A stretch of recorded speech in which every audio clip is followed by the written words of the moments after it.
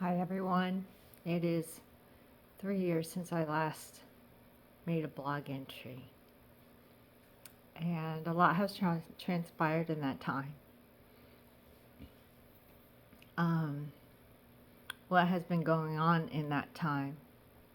I last left you that the Lord, wanted me to abide with Him in that time and celebrate His goodness.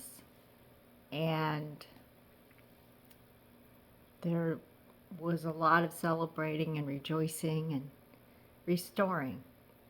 Lots of work, lots of rehabilitation work, and so many things in which I just wanted to get back to normal. And it would seem awkward that I reopened this blog on basically a couple days after Thanksgiving with the news of the recurrence of the disease and that diagnosis of metastasis. And it was a good 3 years. And like I said, so many things. I just worked at trying to restore and get back to normal. And yet, the reality was there are some things that would never return back to normal and that I had a new normal. I wasn't the same person physically. I'm not the same person spiritually, relationally, or even mentally. And many gifts came out of that season that I wouldn't trade back during that time. And the Lord brings beauty out of darkness and suffering. But about a year ago, I sensed that there was going to be another change in season. And I worked really hard at just trying to cast my anxieties on Him and taking hold of those scriptures. And but it was always there in the back of my mind. And if you think of that verse, 1 Peter 5:7-10, it goes on. It says, cast all your anxieties on Him, but be sober-minded. Be watchful, because your adversary, the devil, prowls around like a roaring lion, seeking someone to devour. Resist him. Be firm in your faith, knowing that the same kinds of suffering are being experienced by your brotherhood throughout the world.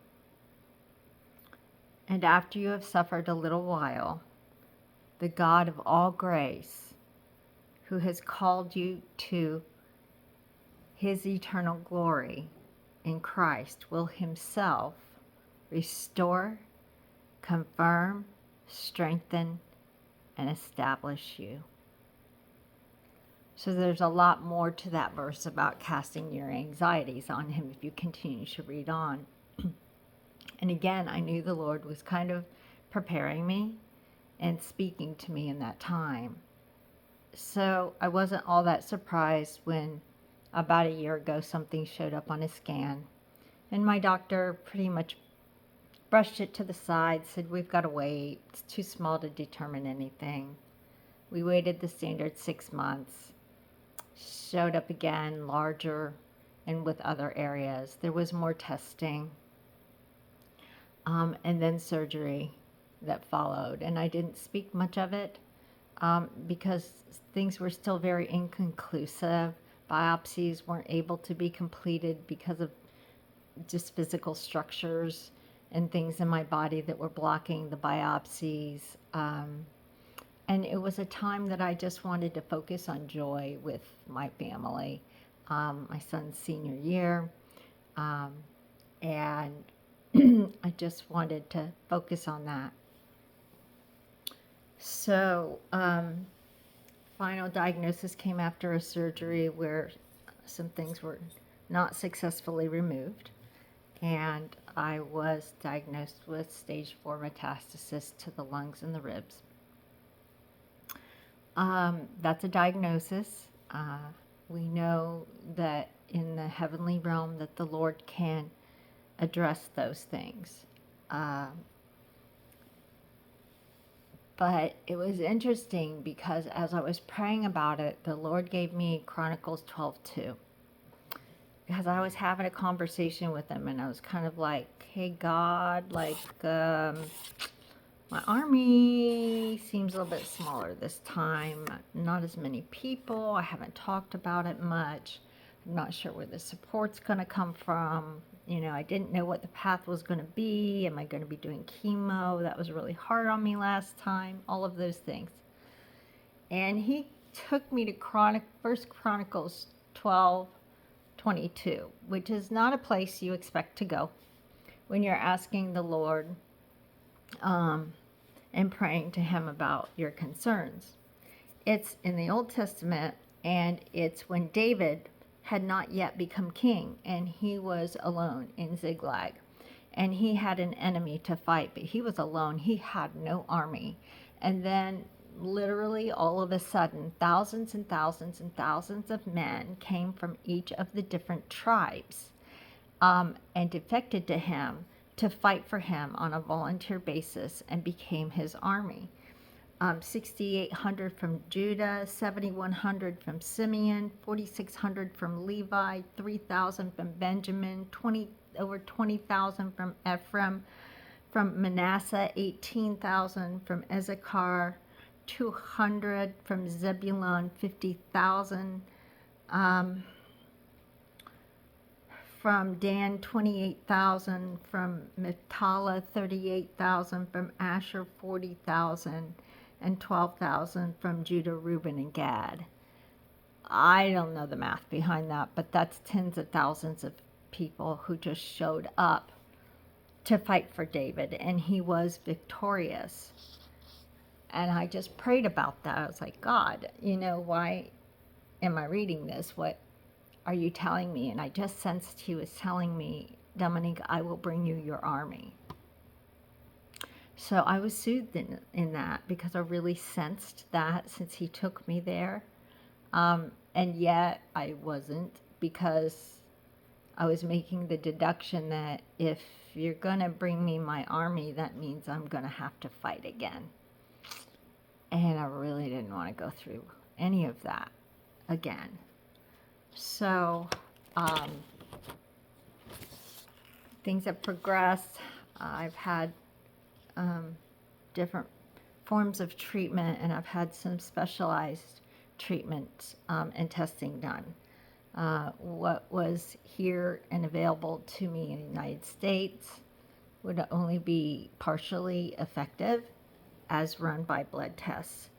But there was a blood test that's available in Europe that is used very frequently, frontline, as a frontline option right off the bat, that is not available here in the United States that I did access.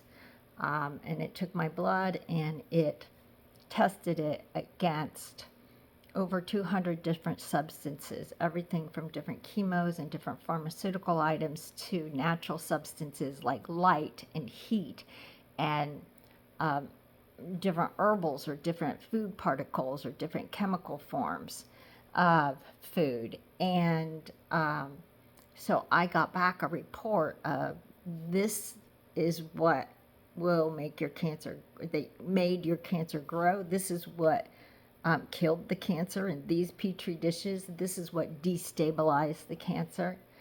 All of those things come out of pocket. That test in and of itself is over $3,000, and once you get it read by the doctors and everything, you've spent $4,000.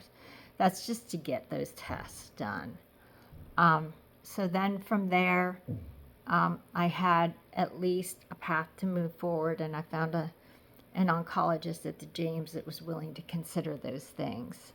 So I get the traditional chemo at the James. It's not easy. It's very, very hard on me. But then I have to seek out these other supplemental forms of treatment that usually are in the form of IV, and they're hard to find. You have to travel to get them. They're very expensive. The insurance doesn't cover them, even though there are tests, and they do get used in Europe a lot, and there are even tests in the United States that show that these things are effective to a certain level. Many of them have been tested, up to maybe the third level of testing through the FDA, but they're not finalized, etc., all resulting in insurance not paying for these things.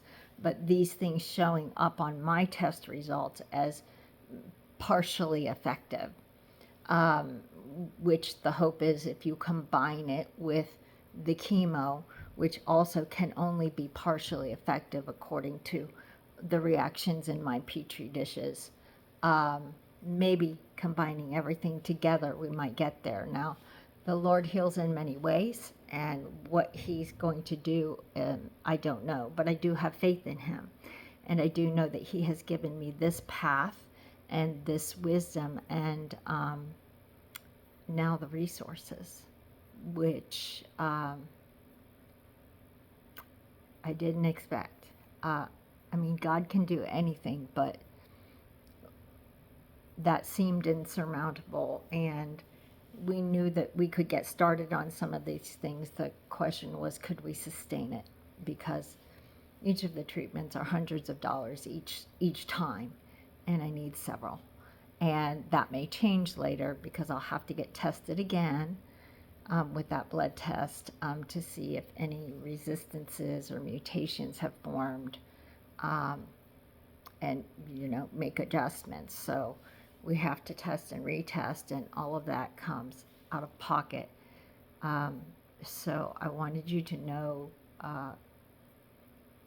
that I guess your gift is telling me that I am moving forward in that direction. I had already started, and I'm due to talk to the doctor again in a couple of weeks, and try to discern, are we going to retest at this point in time, or stay the course and maybe add a couple more things to it that had some effectiveness as a result of my test. So I only know that it's time to move forward because clearly my army is coming forward. That's what I felt like the Lord was telling me when He brought me to that chapter with David, was that I will bring you your army.